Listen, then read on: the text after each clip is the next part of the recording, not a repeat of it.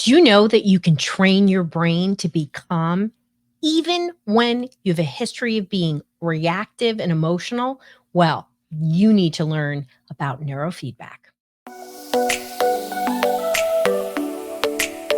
Hi, I'm Dr. Roseann, and today we're talking about reducing emotional reactivity with neurofeedback and how not only can you be less emotionally reactive, but attention can get better. So, let's talk about emotional reactivity. So, I'm a dysregulation expert, and I want you to understand really what is dysregulation of the nervous system, why am I talking about it so much, and why you really need to rethink most clinical conditions. So, our nervous system reacts to things in our environment. Sometimes we see understimulated behaviors like problems with listening, difficulty focusing, sluggish processing, and sometimes we see overstimulated behaviors, right? Which is reflective of an overstimulated or a very reactive nervous system. And so, what we're talking about today is emotional reactivity. And so, you might be seeing signs of a nervous system where your kid flies off the handle quickly, or maybe they punch holes in the wall, or maybe they tell you to F off. Maybe they just can't stand the feeling of, jeans on their skin, right? And those are signs that they're emotional, not just their emotions are reactive, but their nervous system is over responsive to things that maybe they should be benign to. Maybe you just ask them to clean their room and they fly off the handle, right?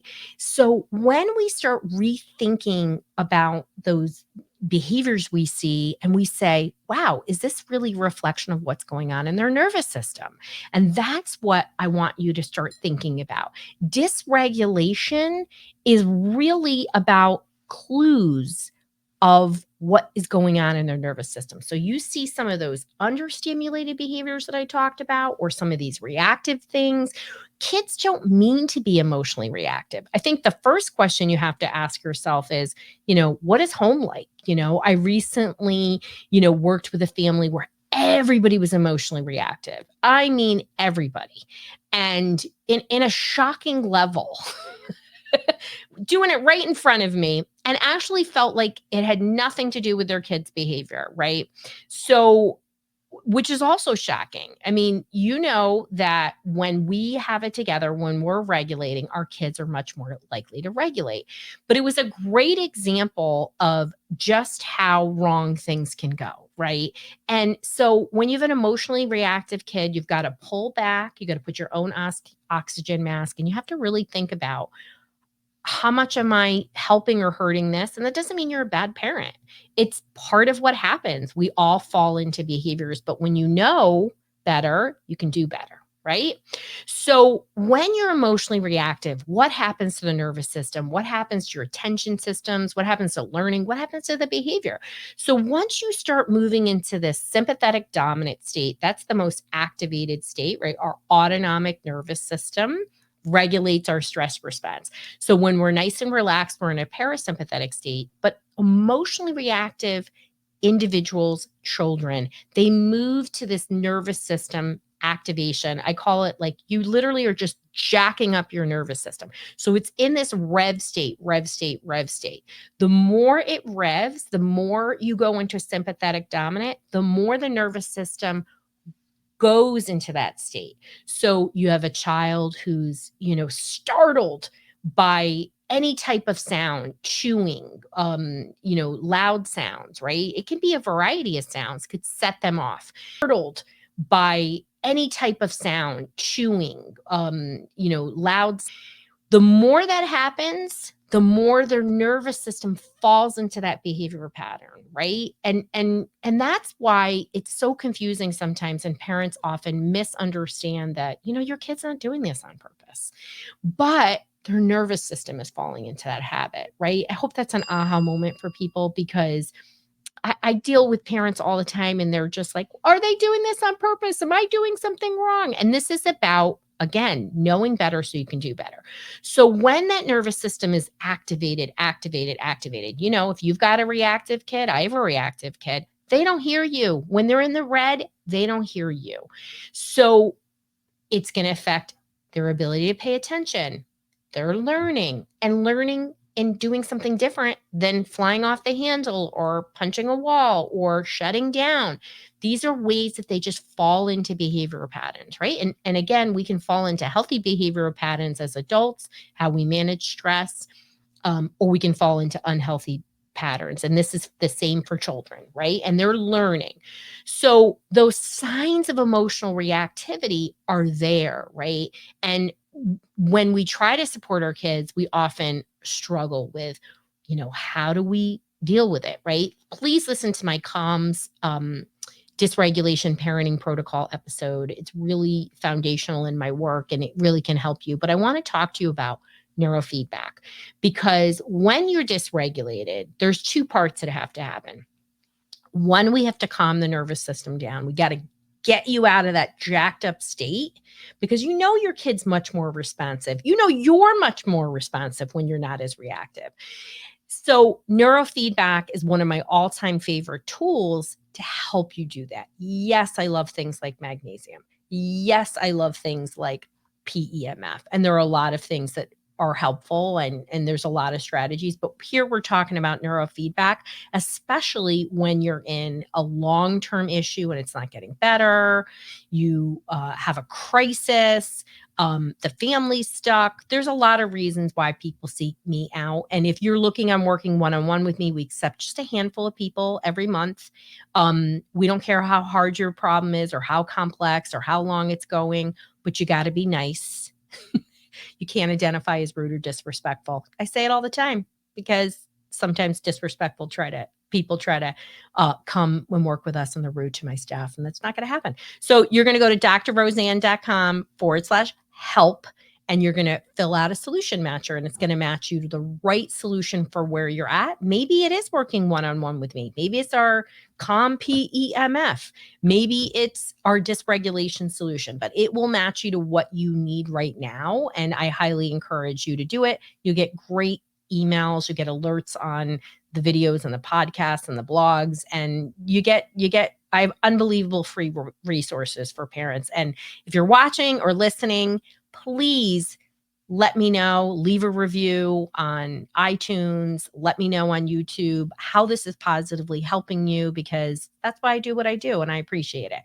So let's talk about how neurofeedback works. And I have a whole series on it, so please make sure you listen or watch the series. But really, at a very basic level, you are reinforcing the brain to go from, in this case, dysregulated, highly reactive state. You probably have way too much brain communication, and your emotional centers, your amygdala is probably overactivated. So cool. We'll talk about what I see.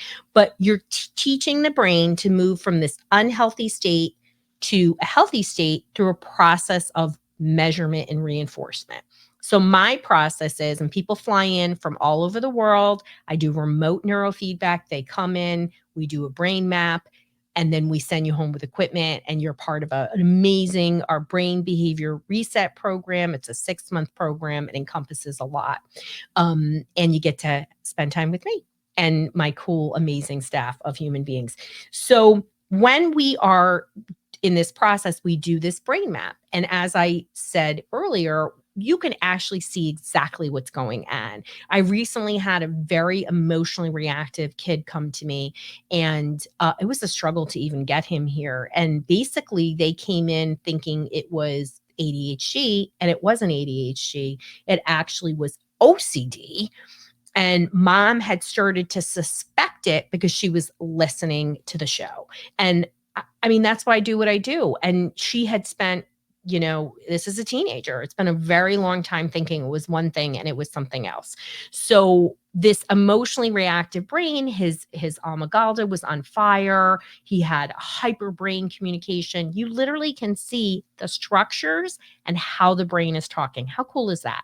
And so from that, I make a customized protocol. And this is very different. I've been doing this, for decades. I've done over 10,000 brain maps. You're getting a very high level practitioner. There are practitioners. Don't call me and ask me to find out who they are. I'm only telling you what I do and what we do in our program, which is a trademarked program. So from that, what we do is we then train the nervous system. And as I said, it's measurement and reinforcement. So imagine this. Once I design this customized protocol and plan for you, and I do work with adults too. I just work with a lot of kids because that's my heart. But I work a lot of times with entire families, and multiple people do neurofeedback at the same time, which is so cool. And everyone regulates together. So when you are doing this, right, you're in front of a computer, and we do EEG neurofeedback. That is what I have found. I've done all the different types of neurofeedback. That's what I have found to be the most effective for my population. There can be a right neurofeedback for that individual, but I really like it for a highly dysregulated brain in this case, and that is a lot of what my beeps have. It's highly dysregulated brains, complex issues, layered issues. And so what happens is you're in front of a computer, you're watching a movie, you're watching a show, and you're actually getting reinforcement, visual and auditory reinforcement from the software. And in our case, the movie won't play properly. You won't get enough auditory reinforcement. And here's the crazy part. The brain wants this simple reinforcement. It will change itself within 2 to 3 seconds. So as soon as you start doing it, the child, the individual, instantaneously, 2 to 3 seconds, the brain starts producing the healthy combination of brainwaves. Now, what's unique about neurofeedback, right, is the changes are lasting. They last over a long time, but you do need to do 2 to 3 sessions a week. Our people in our program typically do about 40 sessions. Sometimes they do more, rarely do less, because the nervous system needs a lot of reinforcement. And as I always say, it's just like going to the gym. You're not going to go 1 or 2 times and be fit. You need a constancy. You need a reinforcement. But once the brain has reset itself, changed its set point, its homeostasis, it's lasting over time. And just to share some of the success stories, I know you've heard me, and there's an interview with Alex where he did training elsewhere, and he's why I started neurofeedback. Like, it was well over 20 years ago, and he was so dysregulated. I mean, he was so dysregulated that you couldn't, like, it's like a car accident on the highway. You can't not look at it. That's why all the rubbernecking is going on. He was so dysregulated. It was like watching somebody having seizures, and he wasn't having seizures. He was just all over the place, physically reacting to everything. It was like a car accident. When you were watching it, you were like, what is going on with this kid? And, people were just at a loss, and people just, gave up and only was pushing medication. And it was a badass mom who went and found neurofeedback and came to me and said, what do you think? And I was like, it's amazing. And she went and she did a bunch of sessions. She had to drive an hour and 10 minutes each way, 3 times a week. And I was in shock at the difference of him. And just to know that he's an adult in his 30s, you get to, hear the interview, and he's amazing. I mean, there isn't an ounce of dysregulation in this kid, in this man, I should say. And, I went on to work with thousands of other kids over this time. And, there's just so many success stories. Recently I worked with somebody who was so emotionally reactive due to OCD, and the whole family was hijacked by the OCD. And it doesn't matter. Maybe it's ADD or it's depression, but in this case, it was OCD. And what had happened was they tried, medications, they tried different types of therapy. They even went and did the gold standard, which is ERP, which is exposure response and prevention. And he wasn't getting better because, as I said, there's 2 parts to getting an emotionally reactive person to get better. 1 is calming the nervous system, and 2 is that therapy. And he was too emotionally reactive. He was too activated to actually learn from therapy. So what we did is we didn't do therapy at first. We, restructured his diet. This is our program. We restructured his diet, as much as we could. We did, of course, certain supplements. We did our, we used our neurotastic magnesium, which is a brain magnesium. And that's all he was willing to do. He wasn't willing to do anything else. We had to add in more supplements over time, just so you know. It was tough. So we started training him.